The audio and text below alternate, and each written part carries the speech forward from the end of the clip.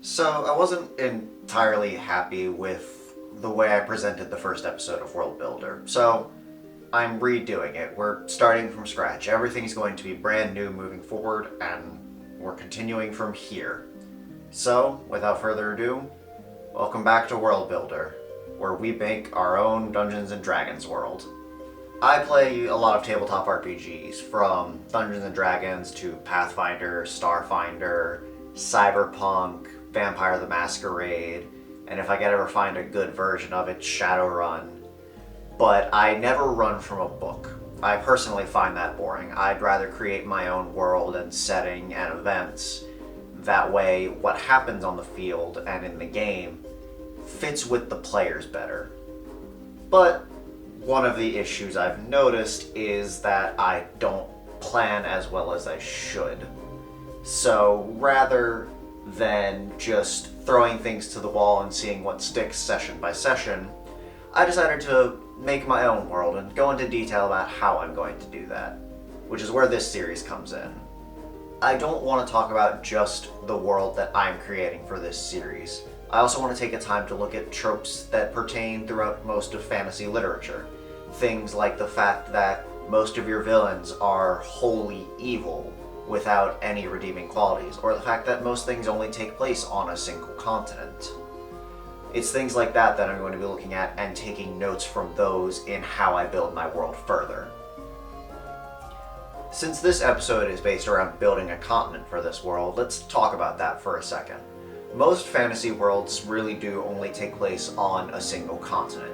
Things like The Wheel of Time, Lord of the Rings, to a lesser extent, Game of Thrones.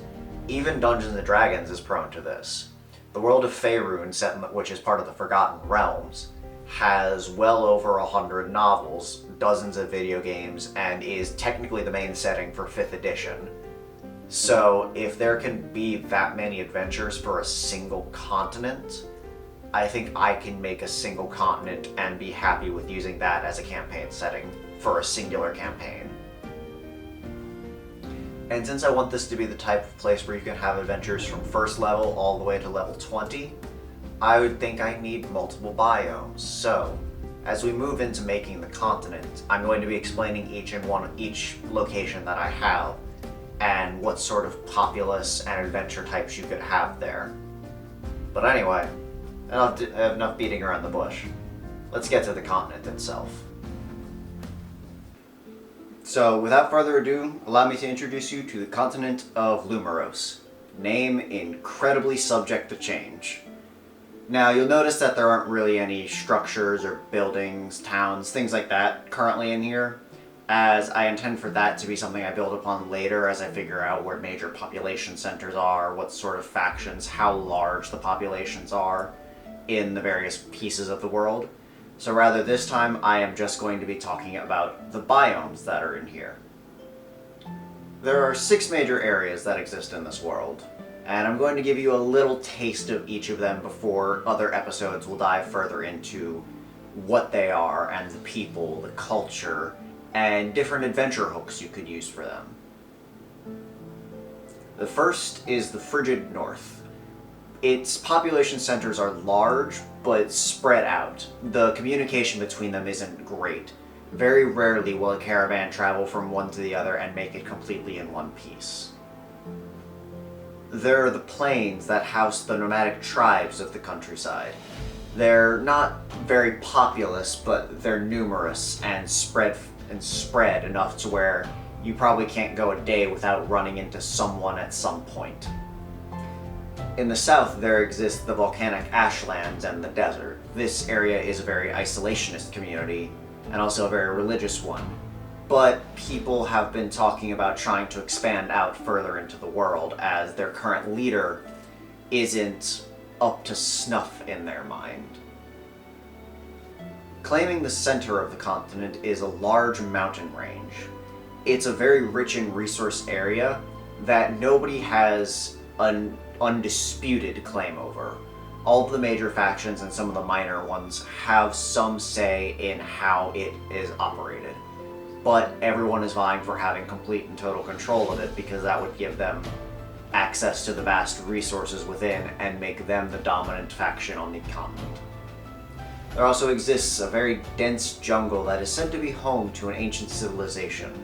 Nobody's quite certain why they're gone or when they even left, but the things they've left behind seem to have accelerated the technological pace of some of the other countries.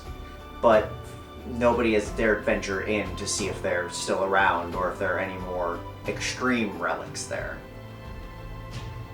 And lastly, there is a part of the continent that is blacked out. Now, there exists a reason for this, and that is something that I want to explore later. One of the things I've noticed in a lot of works is that they tend to have this one part of the world that's secluded from the rest of things, and that's often where the villain lives or where the quest winds up taking them at some point. It's one of those things that needs to be discussed further, and I don't want to take up a full part of this episode. I want to go into further detail with things. But that is the continent that I have so far. As normal, things are always going to be subject to change based on audience input, my own personal things, and how I feel things are working. If I don't like where one island is placed, I might move it closer inland, I might move it further out, I might add it as part of the mainland. Things like that. Keep that in mind, but please leave comments down below of what you want to see next, any ideas you have. Follow the page, and hopefully I'll put out more of these. I didn't last time, even though I said I was going to. But I am already working on like the next 3 episodes, so they're in various stages of production. Stay tuned, more is coming.